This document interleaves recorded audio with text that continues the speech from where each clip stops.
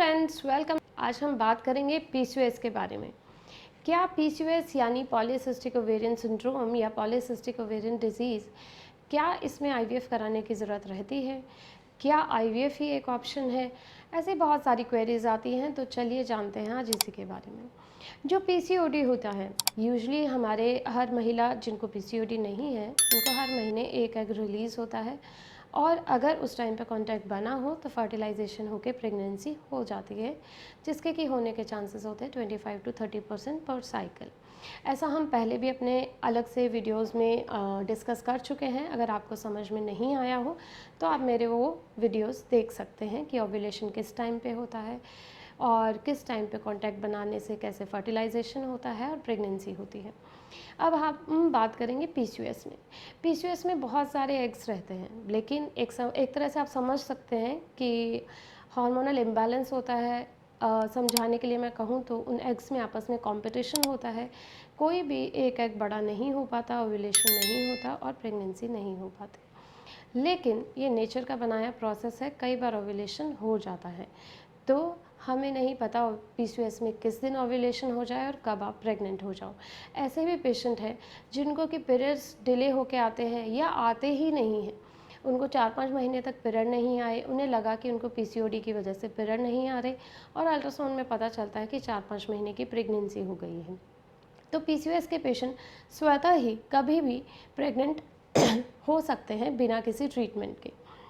लेकिन अगर आपकी शादी को 2 साल हो गए हैं तो, या फिर आपकी एज 30 से अबव है, तो बेटर है कि आप एग बनाने की मेडिसिन अपने डॉक्टर से कंसल्ट करके लें, फॉलिकुलर मॉनिटरिंग कराएं, ताकि आपको जल्दी रिजल्ट मिल सके।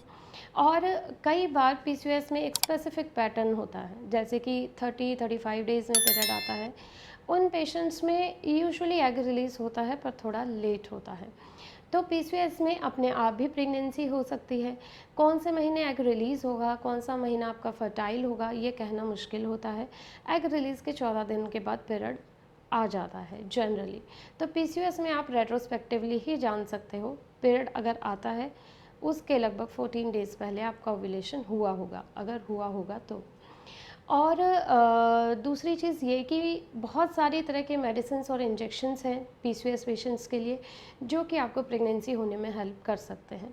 इसके अलावा कुछ एक प्रोसीजर्स भी हैं, जैसे कि ओवेरियन ड्रिलिंग वगैरह, जो कि आपको प्रेग्नेंट होने में, नेचुरल प्रेगनेंसी में हेल्प कर सकते हैं। इसके लिए भी हमारा अलग से वीडियो है, जो कि आप देख सकते हैं।